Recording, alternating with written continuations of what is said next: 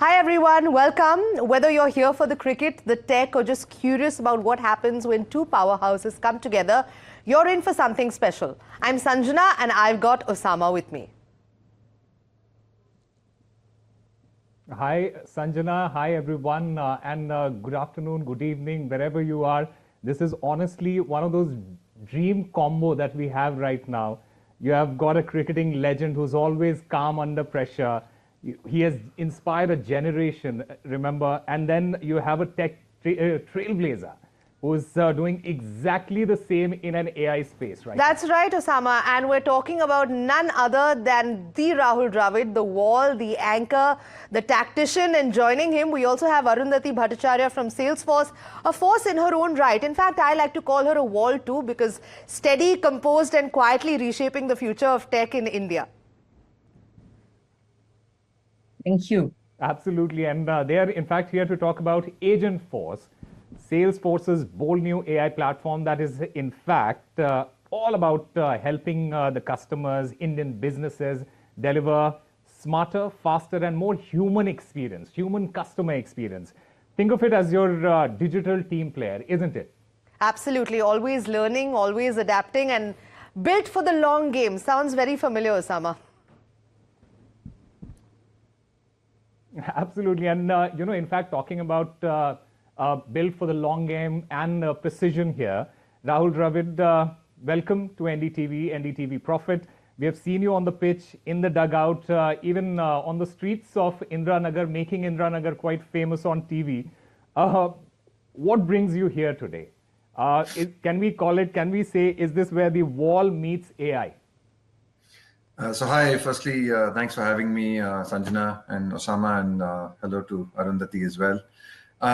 Yeah, it's lovely to be here. It's lovely to be here, be with all of you, and lovely to be in a partnership and an association with Salesforce. And I think it's something that I've truly enjoyed. I think all my career and all my life, a lot of it has been about building partnerships. A lot of it has been about enabling people to grow and develop and I think become better at what they do, and a lot of my obviously my career was about maximizing my potential, and when I was captain, you're sort of maximizing the potential of your team, but as a coach over the last 10-12 years as well, I think a large part of my role and my job has been about creating connections, creating partnerships that help not only me grow and as a person and as a coach, but also enabling other people to achieve their potential and to be able to get the best out of themselves.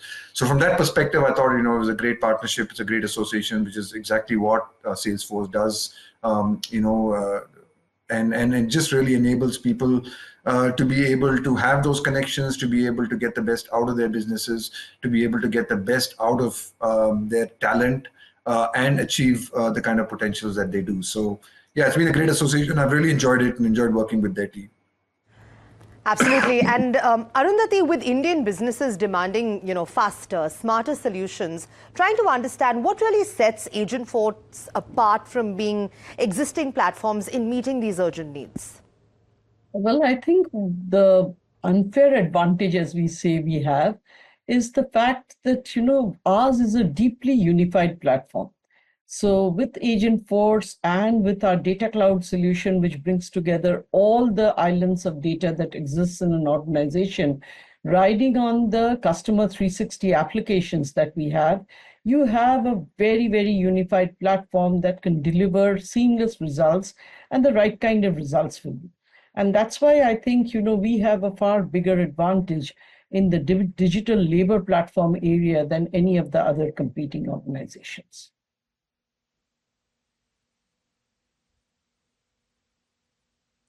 Right. Rahul bhai, I want to understand from you, when you were coaching, how much were you already relying on data? There are a lot of number crunching that is happening inside that dressing room. I want to get a sense of that. Also, now looking at Agent Force's capabilities, how do you see AI, further revolutionizing, and not just cricket, but other sports as well?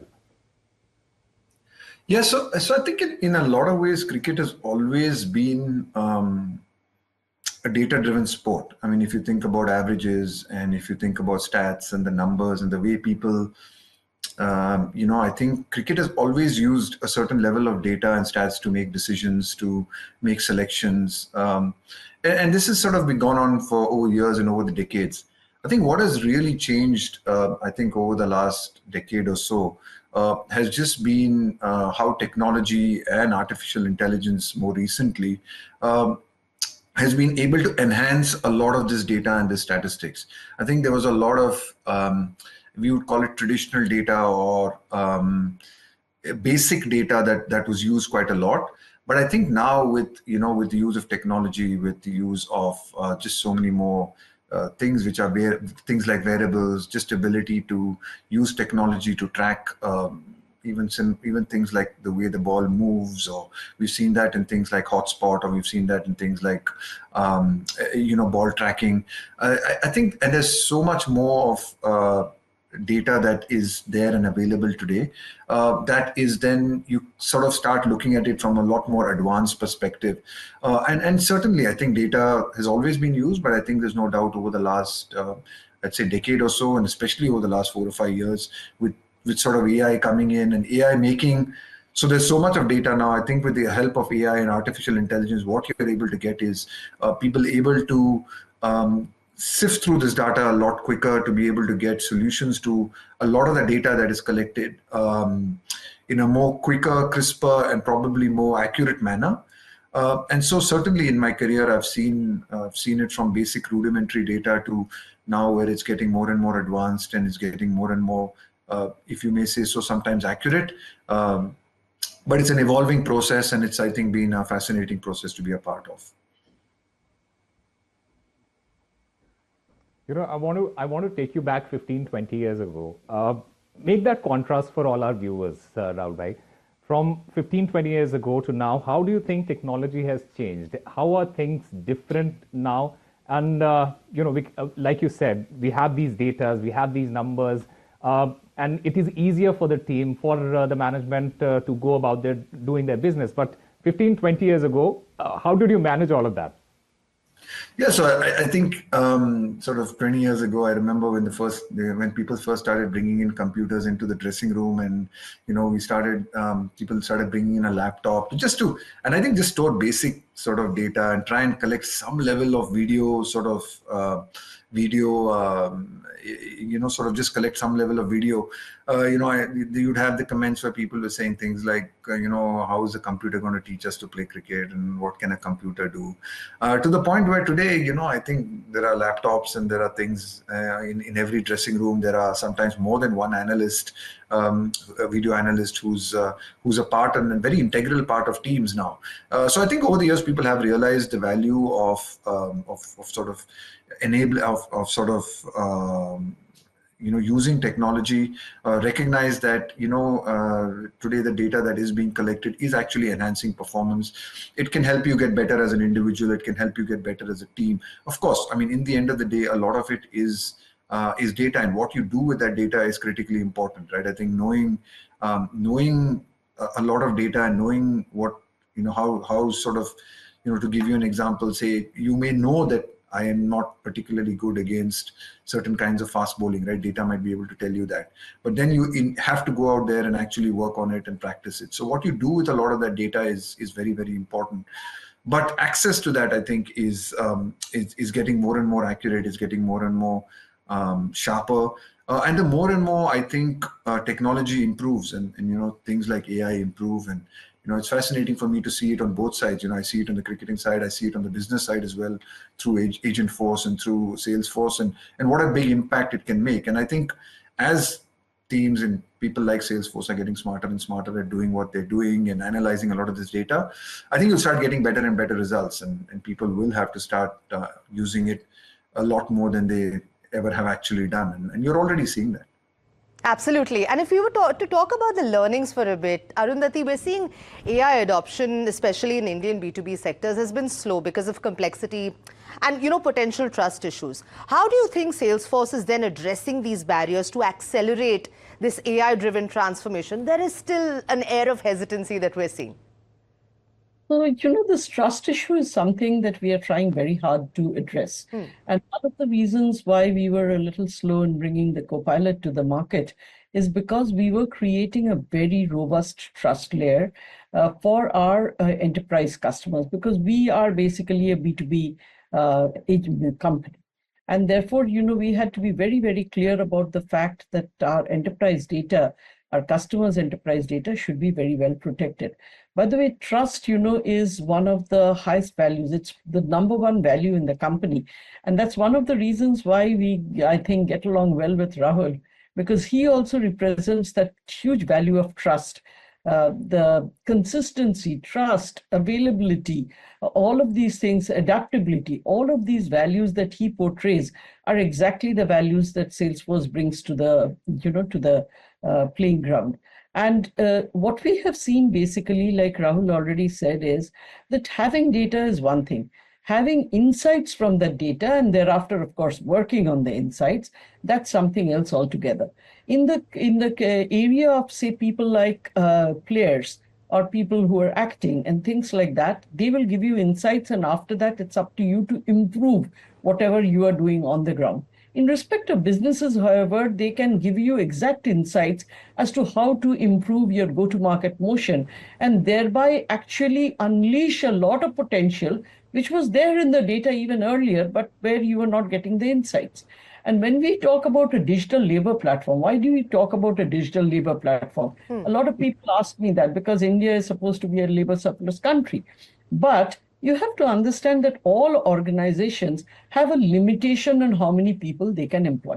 A cricketing team is made up of a certain number of people. You can't suddenly increase that to 14 or 15.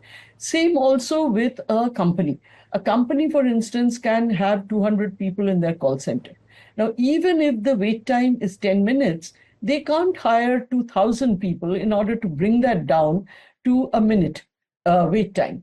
However, what they can do is use our agent force layer, which then becomes the digital labor. And because they have the access to the data at the bottom, and therein comes in our data solution, which we call Data Cloud, which unifies all of the data from both the structured and the unstructured sources in the company, it can give you the same responses at a much faster rate. And as it goes on, it learns, because a lot of these queries that come in, they're repetitive in nature.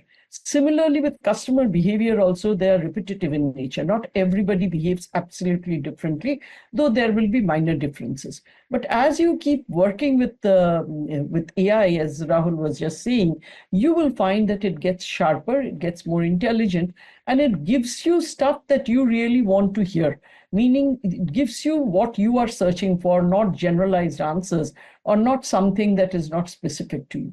So those are the advantages that, the agentic AI now brings into fore, because it has included now not only the large language models, it has also included a reasoning engine on top of that, and it has a large action model, what we call the LAMS, which enables these agents to act autonomously depending upon what we empowered them to do and what are the guardrails we are putting over there. So that is how the whole thing works. And again, I fully appreciate what Rahul is saying, in the sense that we had a lot of data from earlier on. India, in fact, is a very data-rich country, but we have made very little use of it. And this trust factor is only because this is something new. And as people experiment with it, as people begin to get the responses to it, they will find that they are able to trust it better. For instance, our own helpline that we give post-implementation to companies, meaning these are helplines manned by engineers, the help.salesforce.com, there, we started with a 44% first call resolution because it's totally on the agentic layer. Okay. About 5.5 months back.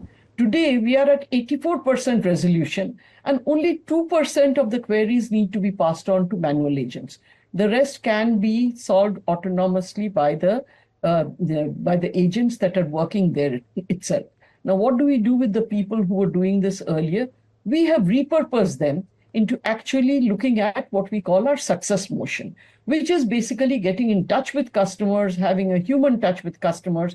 So it's not as though, we are trying to just do away what was being done earlier. What we are trying to do is give better insights, shift through a lot of data so as to get the answers faster, and on top of that, to ensure that what you are giving as answers are really and truly addressing the questions rather than broad issues. Absolutely. And I think, Arundhati, just like you spoke about Rahul having that sense of trust, I think your answers were also very reassuring, especially with the fear and hesitancy that we're seeing around AI today. But if I were to scratch the surface a little bit more, what sectors in India do you see as the biggest beneficiaries of Agentforce's disruptive potential, say in the next 2 to 3 years?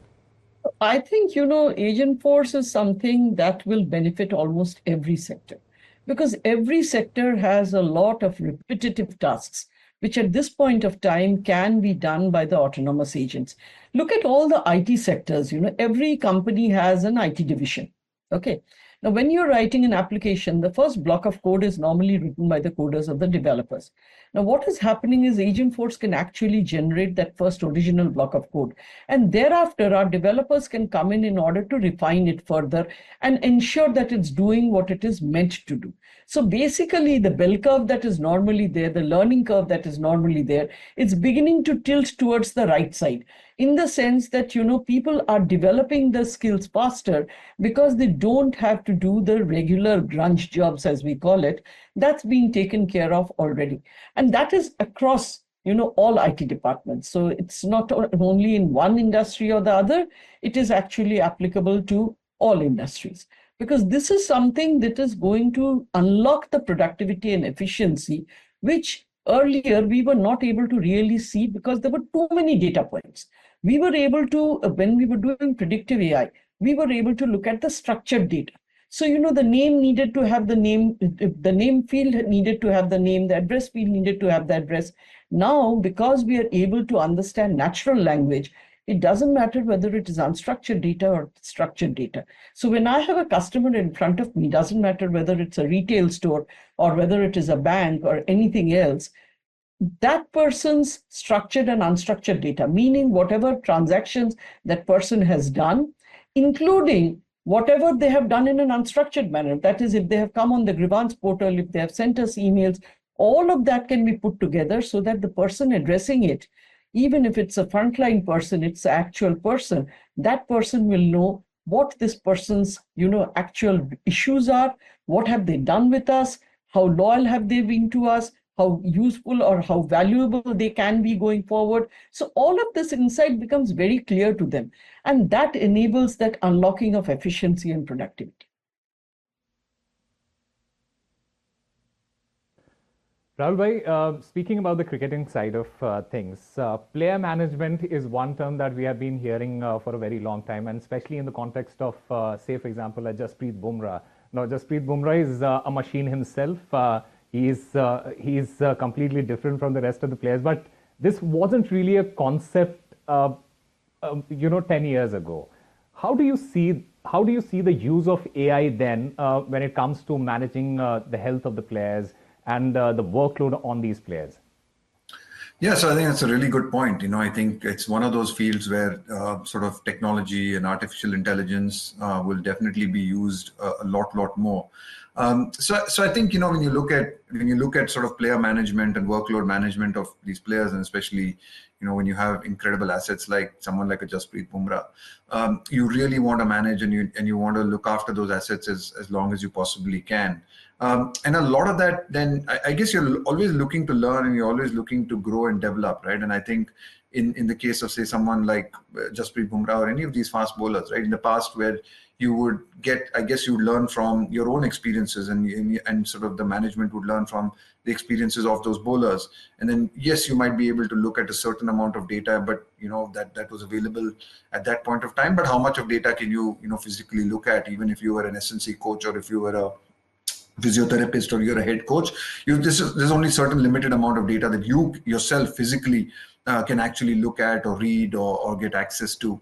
But I think now with the access of sort of using AI and using technology, what you can do is that there's so much of data being collected, and it's not only just relevant to your bowlers, but there's data being collected of bowlers and of cricketers all over the world. And the more and more that data is getting collected, and the quality of that data is obviously getting better and better, it allows and it enables AI then to be able to look at that data, learn from that data, and to come up with better and smarter and maybe more accurate solutions to be able to manage players and to be able to manage player workload. You know, how much of rest is required, how much is a maximum limit you can push players up to. All of these things were possibly not available 5, 7, even 10 years ago. And you didn't have any of this. So you just relied on basically, you know, knowledge that was passed on from one person to another, or you passed on knowledge from maybe some stuff that you read in books, or you might have read a little bit on the internet. But there was only a limited amount that you could access.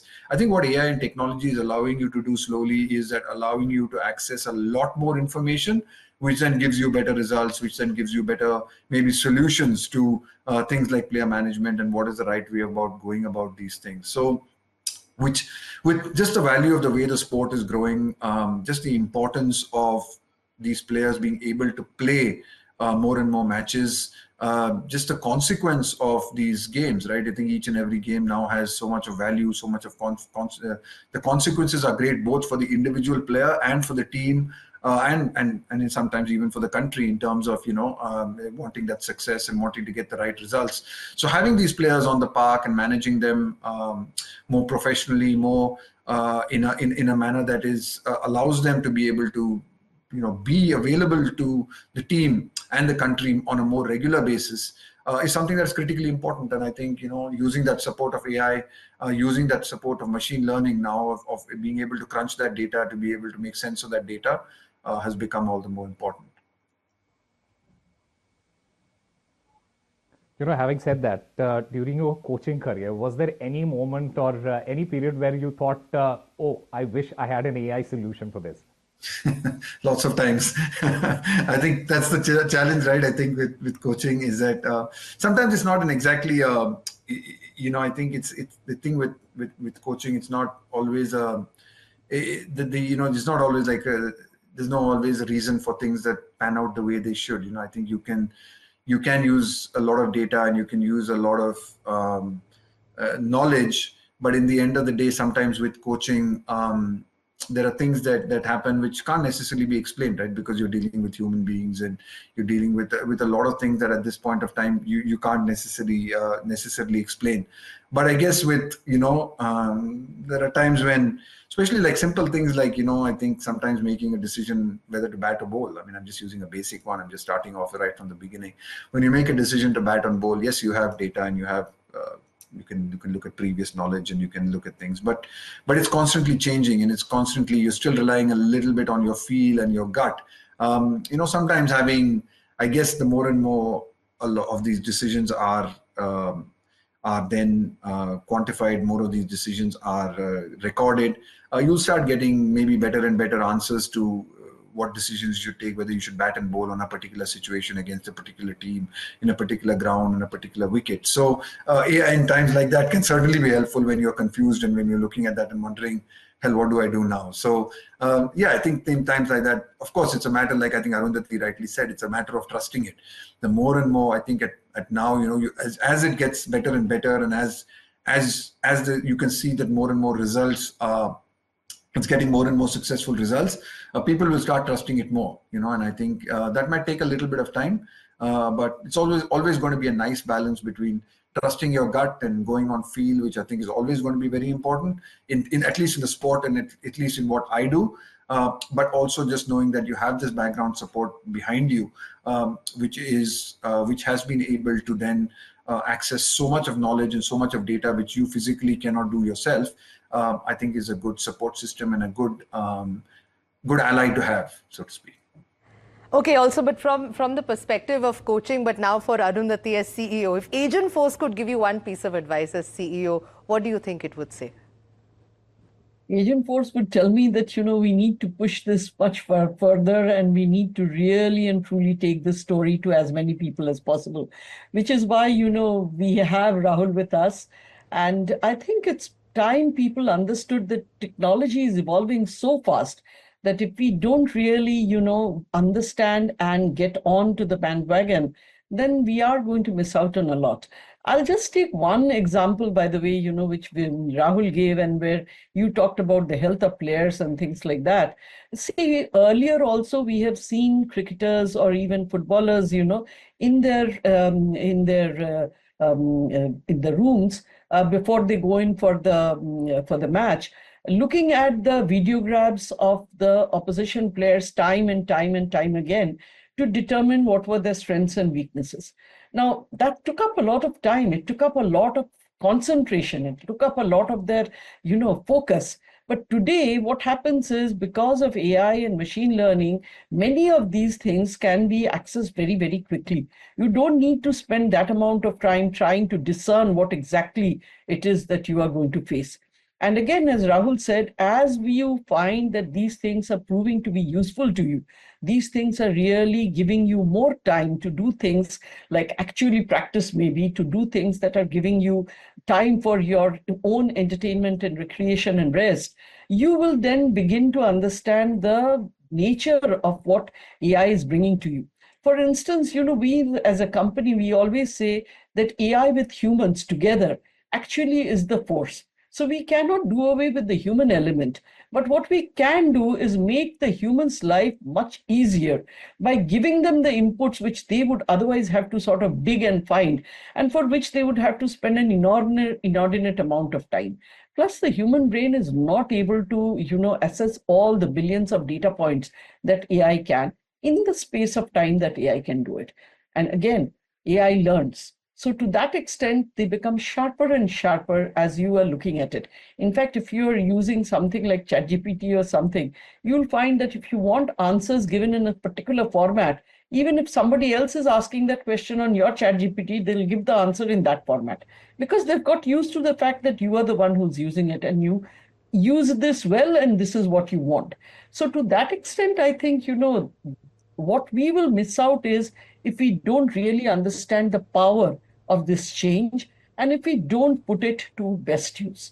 I think we need to do that, because if we are going to be more productive as a nation, if we are going to really improve our standards of living, this is something we cannot deliver all the services to a nation of 1.4 billion in the brick and mortar form. We just cannot. Today, I was just reading the other day, somebody has done a surgery from 8,000 miles away, a robotic surgeon. Now, all of this, by the way, is powered by AI. Now, those are the kinds of services we cannot give today because we don't have brick and mortar presence in the 600,000 villages we are in. And if you remember, President Kalam's dream was to give the urban resources to the rural areas. Now, those things cannot happen unless we use AI, unless we use agent force, because that's what is going to empower us to deliver to many more what can now be delivered only to a privileged few.